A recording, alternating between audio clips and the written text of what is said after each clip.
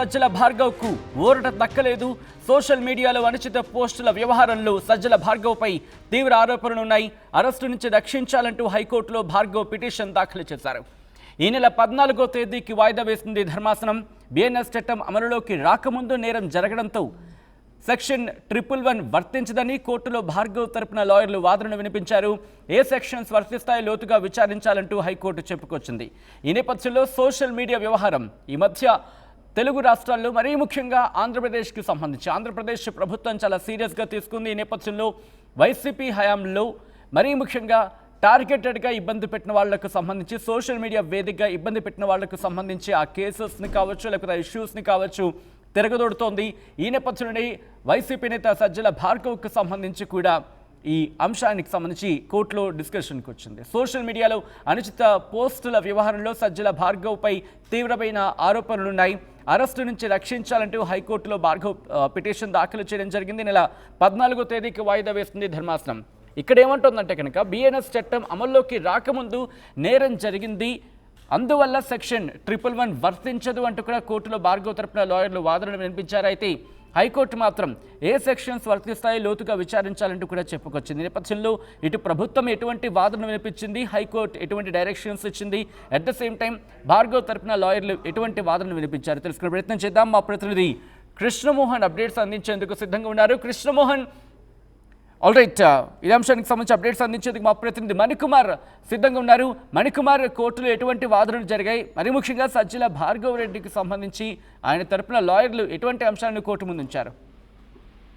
చూడొచ్చు, సోషల్ మీడియాలో టీడీపీ కూటమి నేతల మీద అనుచిత వ్యాఖ్యలు చేసిన నేపథ్యంలో దీనికి సంబంధించిన కేసులో వైసీపీ పూర్వపు social media in charge Sajjala Bhargav రెడ్డికి హైకోర్టులో తుక్కెదురైంది.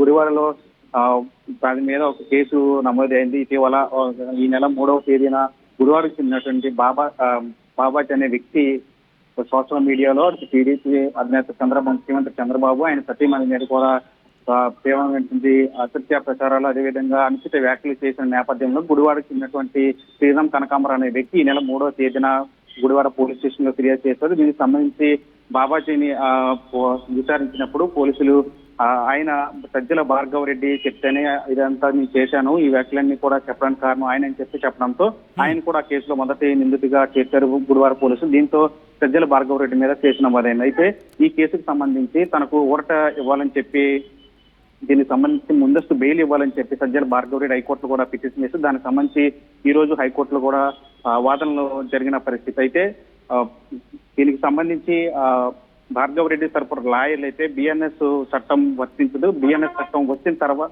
రాకముందు ఈ కేసు నమోదైంది కాబట్టి దీనికి సంబంధించి ఆ చట్టం వర్తించదు, దీంట్లో ఉన్నట్టు 111 చట్టం ఈ కేసుకు వర్తించదని చెప్పి భార్గవ్ రెడ్డి లాయర్లు వాదనలు వినిపించారు. అయితే దీనికి సంబంధించి ఈ కేసుకు సంబంధించి బిఎన్ఎస్ చట్టం వర్తిస్తుందా లేదా ఏ సెక్షన్ లో దీనికి వర్తిస్తాయనే దాని మీద కూడా లోతైన విచారణ చేసిన తర్వాత తీర్పిస్తామని చెప్పి ఈ నెల 14వ తేదీకి కేసును అయితే వాయిదా వేయడం జరిగింది. దీనికి సంబంధించి ఇప్పటికే వాదనలు కూడా పూర్తయ్యాయి.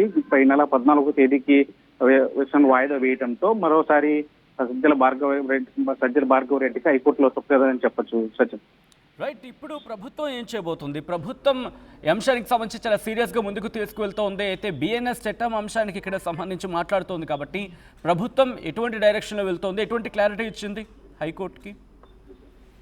అయితే దీనికి సంబంధించి బిఎన్ఎస్ చట్టం రాకముందు ఈ కేసు నమోదైంది కాబట్టి దీంట్లో పూర్వఫలాలన్నీ కూడా పూర్తిగా చర్చించాలి. లోతైన విచారణ జరిపిన తర్వాత ఇందులో ఈ బిఎన్ఎస్ చట్టం వర్తిస్తుందా లేదంటే గతంలో ఐపీసీ సెక్షన్ లో వర్తిస్తాయా అనే దాని మీద కూడా పూర్తిగా లోతైన విచారణ జరిగిన తర్వాతే దీనికి సంబంధించి తీర్పు వెలువస్తామని చెప్పి హైకోర్టు కూడా చెప్పిన పరిస్థితి. అయితే ప్రభుత్వం తరపున గురించి కూడా దీనికి సంబంధించి విచారణ కూడా చేస్తారు. దీంట్లో ఏ అంశాలు దీంట్లో పరిగణలోకి వస్తాయనేది కూడా పూర్తిగా చర్చించిన తర్వాత ఈ కేసుకు సంబంధించి పూర్తిగా వివరాలు అయితే వెల్లడికానున్నాయి. దీనికి సంబంధించి ఇప్పటికే 14వ తారీఖు కేసుకు వాయిదా అయితే జరిగింది.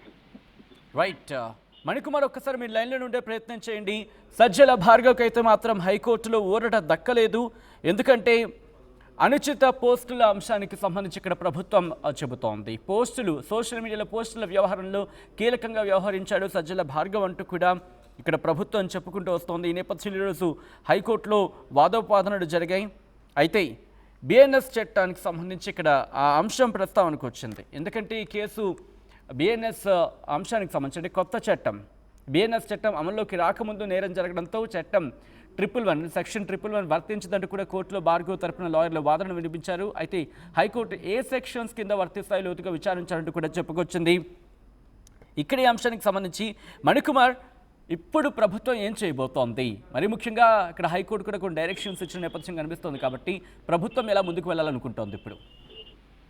అంటే మనం మొదటి నుంచి చూడొచ్చు, కూటమి ప్రభుత్వం వచ్చిన తర్వాత నుంచి కూడా గత 5 ఏళ్లలో వైసీపీ కార్యకర్తలు కానీ లేదా వైసీపీ సానుభూతి పరులు కానీ టీడీపీ కానీ జనసేన బీజేపీ నేతలకు సంబంధించి ప్రధానంగా చంద్రబాబు, లోకేష్, పవన్ కళ్యాణ్ లేదా ఇతర ప్రధానంగా ఉన్నటువంటి నాయకుల మీద సోషల్ మీడియా అనుచిత వ్యాఖ్యలు చేసిన వారి మీద ఒక్కొక్కరుగా ఇప్పుడు కేసులు నమోదు చేస్తుంది. దానికి సంబంధించి పూర్తిగా కూడా లోతైన విచారణ కూడా చేస్తున్నారు. అందులో భాగంగానే గురువారంలో జరిగినటువంటి ఈ కేసుకు సంబంధించి తాజాబాబా అనే వ్యక్తిని విచారణ చేస్తుండగా సజ్జల భార్గవ రెడ్డి పేరు చెప్పడంతో అతను కూడా నిందితుడిగా చేశారు. దీనికి సంబంధించి ప్రభుత్వం కూడా సీరియస్ గా తీసుకునే విషయం కూడా చెప్తుంది. ఎందుకంటే మొదటి నుంచి కూడా సోషల్ మీడియా ఇన్ఛార్జ్ గా సజ్జల భార్గవ రెడ్డి వచ్చినప్పటి నుంచి కూడా సోషల్ మీడియాలో కూటమి నేతల మీద దుష్ప్రచారాలు, అసత్య ప్రచారాలు, అదేవిధంగా అనుచిత వ్యాఖ్యలు పెరిగాయన్న ఒక వాదన కూడా వినిపిస్తున్న నేపథ్యంలో ఖచ్చితంగా దీన్ని కూడా ప్రభుత్వం సీరియస్ గా తీసుకున్నది. దీనికి సంబంధించి ఏ విధంగా ముందుకెళ్లాలని దాని మీద కూడా ప్రభుత్వం కూడా సీరియస్ గా ఉన్నట్లు కూడా తెలుస్తుంది.